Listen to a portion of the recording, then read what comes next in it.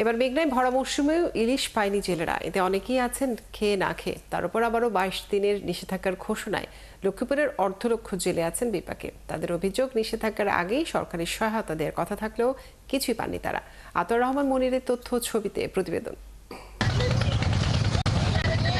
ভরা মৌসুমে এবার লক্ষ্মীপুরের মেঘনা নদীর মজু চৌধুরীর হাট, মতির হাট, মাতব্বর হাট, নাসিরগঞ্জ ও লদুয়া এলাকায় দেখা নেই ইলিশের। যা পাওয়া গেছে সেগুলো ধরা হয়েছে সাগরে, তাও পরিমাণে কম, যা দিয়ে খরচই ওঠেনি।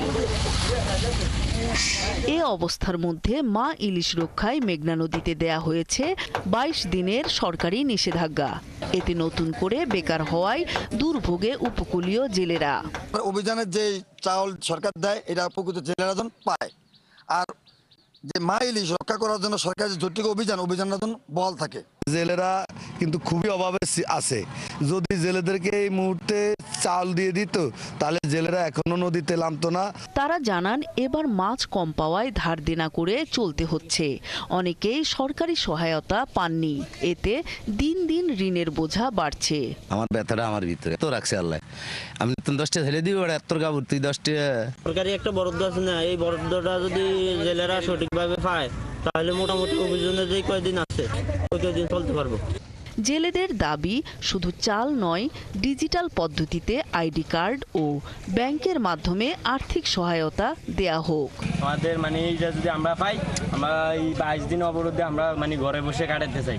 ওদের কাছে টাকা আছে, এরা টাকা দিব, এরা চাল পাইবে। আমরা জেলেরা অরিজিনাল জেলেরা চাল পাবো না। এদিকে জেলা মৎস্য কর্মকর্তা জানান, এবার নিষেধাজ্ঞার আগেই খাদ্য সহায়তা দেয়া হয়েছে।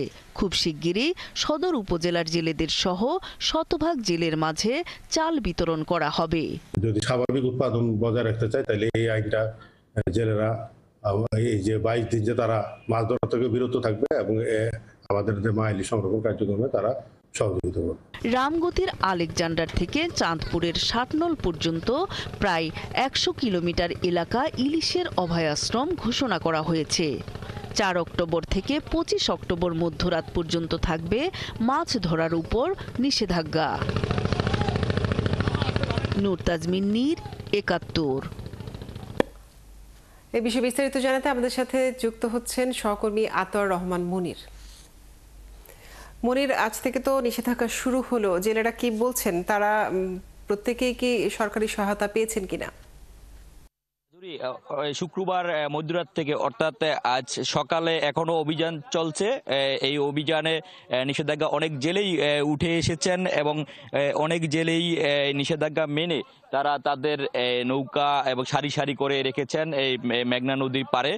আর কিছু কিছু জেলে তারা বেকার সময়টা যে 22 দিন নিষেধাজ্ঞা রয়েছে, এই 22 দিন নিষেধাজ্ঞা সময়ে অবহেলায় না থেকে তারা তাদের জাল মেরামত থেকে শুরু করে নৌকা মেরামত এবং অন্যান্য যেই কাজ কাম রয়েছে, অর্থাৎ সেক্ষেত্রে সেই কাজগুলো তারা সেরে ফেলছেন। আর সেক্ষেত্রে এই 22 দিনের জন্য যে খাদ্য সহায়তা তাদের জন্য 25 কেজি হারে দেওয়ার কথা, এখনো তারা খাদ্য সহায়তা পাননি। এবং জেলার রায়পুর, লক্ষ্মীপুর সদর, কমলনগর, রামগতি, অর্থাৎ 4টি উপজেলায় যে উপকূল বেষ্টিত রয়েছে, অর্থাৎ এই সব এলাকায় এখনো কোনো জেলে খাদ্য সহায়তা পাননি। যদিও মৎস্য কর্মকর্তার পক্ষ থেকে বলা হয়েছে যে খাদ্য সহায়তা দেওয়া হয়েছে, তবে এখনো পর্যন্ত কোথাও খাদ্য সহায়তা তারা পাননি বলে তারা জানিয়েছেন। তবে জেলেদের যে আক্ষেপের কথা, জেলেরা বলেছেন যে সাধারণত এই সময়টুকু তারা মাছ যদি নিষেধাজ্ঞা যদি আরো পরে দেওয়া হতো তাহলে তারা বড় মাছ পেত এবং তারা যে ধার দেনা করেছে সেই ধার দেনা পুষিয়ে উঠতে পারত। তবে এমনটি তারা দাবি করলো, তাদের সেই দাবি নিষেধাজ্ঞা আসেননি এবং তাদের দাবিও মানা হয়নি। এবং তাদের আরেকটি কথা বলেছেন যে এই বিগত সময় যে তাদের যে খাদ্য সহায়তা দেওয়া হয়, সে সময় মূলত তারা যখন নদীতে চলে যায় তখন তারা খাদ্য সহায়তা তাদের জন্য আসে এবং তখন তারা নদী থেকে এসে খাদ্য সহায়তা গ্রহণ করতে পারেন না। তখন সেই খাদ্য সহায়তা বাগবাটোয়ারা এবং অন্য লোকজন নিয়ে যাওয়ার তারা কথা উল্লেখ করেছেন। তবে তারা বলছেন যারা জেলে আছে তারা সেই খাদ্য সহায়তা পান না।